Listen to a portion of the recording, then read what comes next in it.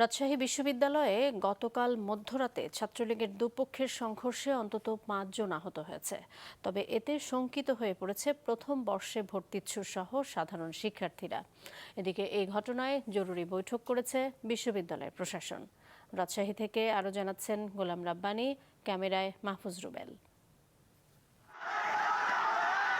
Guest রুমে বসে TV দেখাকে নিয়ে বাকবিতণ্ডাকে কেন্দ্র করে রাজশাহী বিশ্ববিদ্যালয়ে ছাত্রলীগের দুই গ্রুপের মধ্যে ধাওয়া পাল্টা ধাওয়া ও সংঘর্ষের ঘটনা ঘটেছে। এ সময় বেশ কয়েকটি ককটেল বিস্ফোরণ ঘটায় দুই পক্ষ, মহড়া দেয় লাঠি ও দেশীয় অস্ত্র নিয়ে। গত রাত 12টা থেকে শুরু হওয়া এই সংঘর্ষ চলে রাত 3টা পর্যন্ত। রাজশাহী বিশ্ববিদ্যালয়ে আজ 2023-2024 শিক্ষাবর্ষের ভর্তির প্রথম দিন। ডিন্স ভবন সহ পুরো ক্যাম্পাসে নতুন শিক্ষার্থীরা এসেছেন নিজেদের বিভাগে ভর্তি হতে।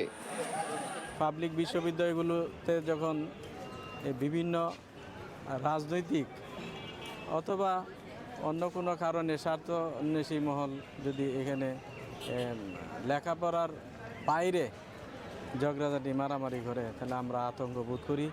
আমরা চাই ভার্সিটিতে একটা নিরাপদ পরিবেশ, সুস্থ পরিবেশ, এটাই চাই, যাতে আমাদের ছেলে মেয়েদের নিয়ে আমরা ওই বাড়িতে বসে টেনশন না করি।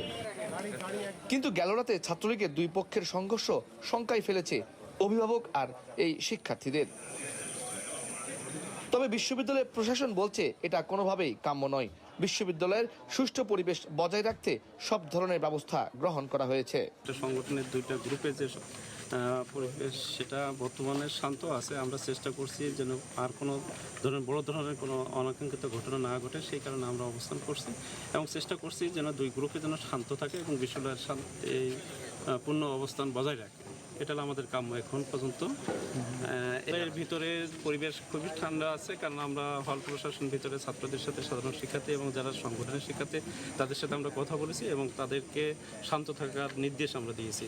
এটা নিয়ে এক ধরনের দুশ্চিন্তা কাজ করে প্রথম দিনে, যেহেতু তারা ছোট, এখন নবীন, তাদের বিশ্ববিদ্যালয় সম্বন্ধে তাদের একটা স্বপ্ন নিয়ে আসছে, তারা ভর্তি হয়েছে, স্বপ্ন বাস্তবায়নের জন্য আসছে, নিজেকে গড়াবে। সেক্ষেত্রে আমরা যেটা বলবো যে খুব বেশি ভয় পাওয়ার কিছু নেই, দুশ্চিন্তাগ্রস্ত হওয়ার কিছু নেই। আসলে এটা বাংলাদেশেরই একটা অংশ।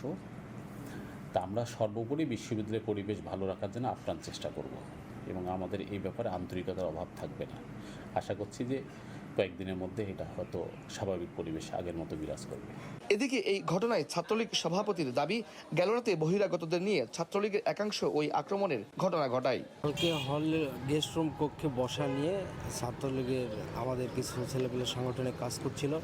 সেই সময় হলের সভাপতি নিয়াজ মোর্শেদ আমাদের ছেলেপেলের সঙ্গে খারাপ বিহেভ করে এবং একটা পর্যায়ে গিয়ে তারা বহিরাগত কিছু সন্ত্রাস ঢুকিয়েছিল। ঢোকানোর পরে তারা ইট পাটকেল ককটেল চার্জ করেছে।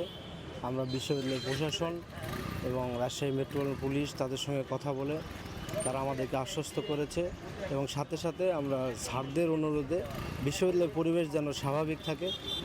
আপনারা জানেন যে আজকে আমাদের বিশ্ববিদ্যালয়ে প্রথম বর্ষে ভর্তি ইচ্ছুক যারা আসছে তাদেরও যেন কোনো প্রভাব না পড়ে, সেটাও আমরা খেয়াল রাখছি। আপাতত বিশ্ববিদ্যালয়ের পরিস্থিতি স্বাভাবিক আছে। পুলিশ ও বিশ্ববিদ্যালয়ের প্রশাসনের হস্তক্ষেপে ভোর থেকে বিশ্ববিদ্যালয়ের পরিস্থিতি স্বাভাবিক হয়েছে। গোলাম রাব্বানী, মাছরাঙা সংবাদ, রাজশাহী বিশ্ববিদ্যালয়, রাজশাহী।